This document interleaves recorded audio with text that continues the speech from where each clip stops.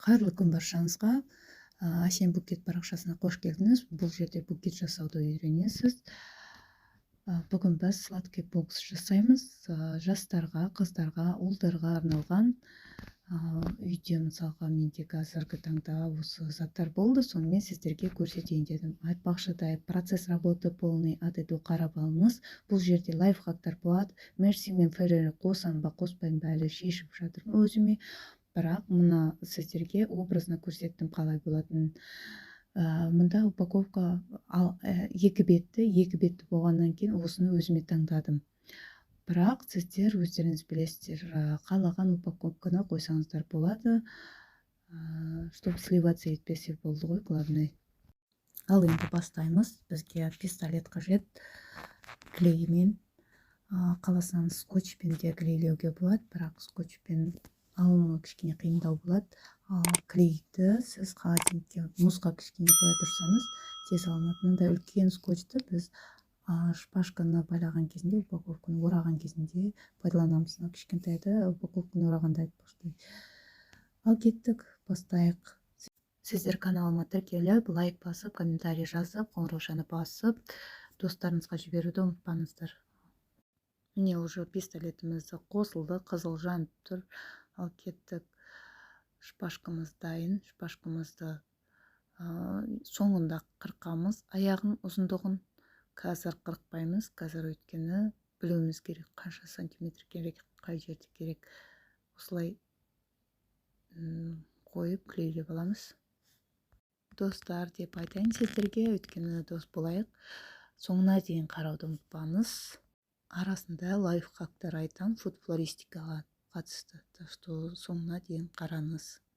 Мына кендерді алдынан дұрыстап аламыз да, теріс қаратып, өзінің өлшемін біліп аламыз и тұрған шпажканы кішкене ғана қозғалтамыз.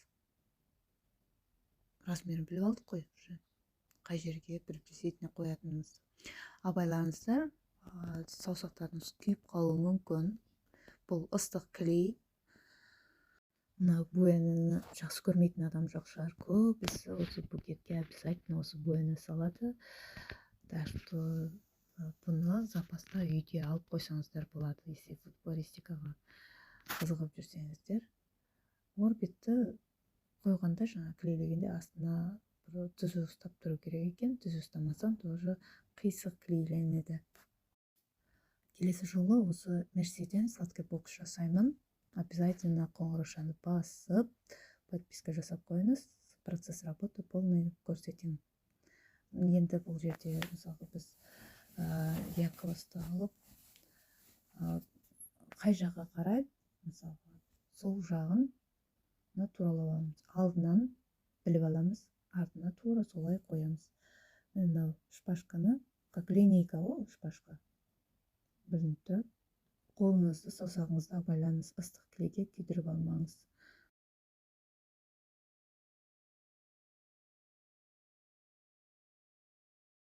Мына сөйле тұрады. Так что бұлындай сөйле тұратын нәрсені осылай аламыз да. Көрініп тұрған жоқ қой да.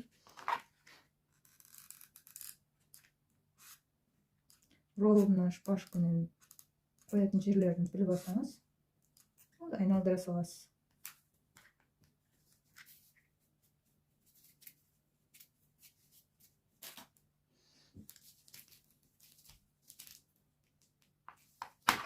Бұлай айналдырады. Бізде енді қалды мына үшеуін. Ол үшеуі мас кофе. Как раз жастардың, студенттердің, мен өзім студент кезінде осыны ішетін болғам. Қазір енді туған қарамаймыз. Біз, конечно, үйге кофе машина алдық. Бұл уже артта қалды. Бұл күнде артта қалды.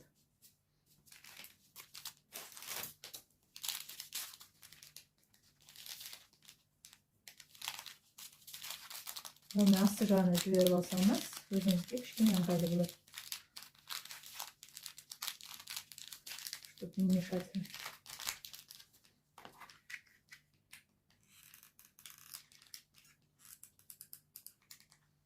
вообще скотчтың қажеті жоқ. Скотчпен жабыстыратын болсаңыз, сіз так скотчпен упаковканы жабыстырасыз. Бұл жерде совсем қажеті жоқ деп ойлаймын. Маған оп-оңай, бұл чай ғой. Арасында қандай гламурный, не гламурный, но чай бәрібір ішеді ғой. Ал біз упаковкамызды бастаймыз. Мынау біздің видный чайымыз. Оған кофе саламыз. Жаңа көрсеттім ғой, қалай жинайтынымызды. Оны сәл жоғары көтереміз.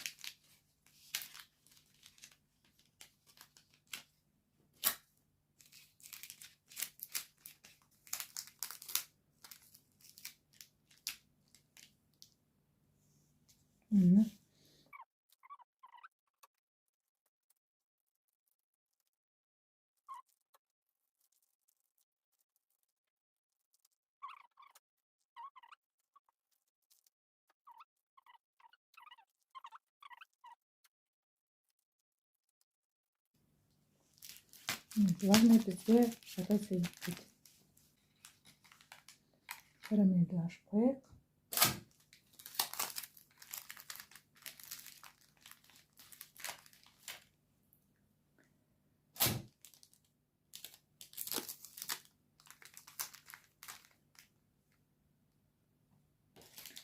Енді мынаны жанына қойып, тоже скотчтап жібереміз. Ой-ой-ой. Біздің алдыңғы композицияларымыз жабылып қалып отыр. Не бар екен? Бізге оларды ашып көрсету керек.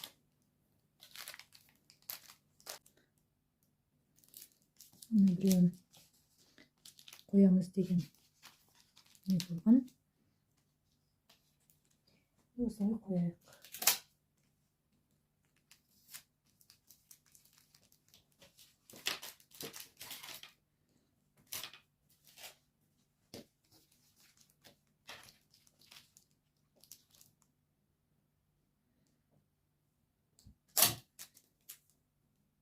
Астына үстіне.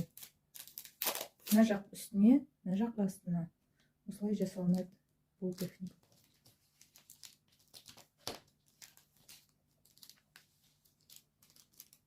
Мынадан аламыз, мынаға саламыз. Барлық скотчты мен бұлай дайындап қойып жатырмын. Көріп жатсыздар. Мынау қимылдап жатыр. Соған қимылдамас үшін тағы да.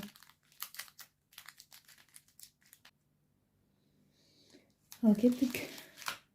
Мен қазір скотчтарын дайындап алдым, бітіп қапты.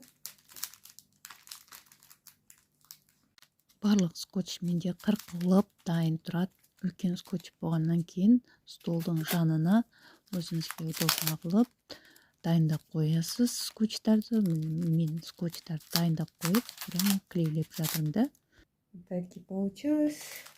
Біреуін поставить, не поставить. Міне уже упаковкамызды бастаймыз. Екі түсті упаковка.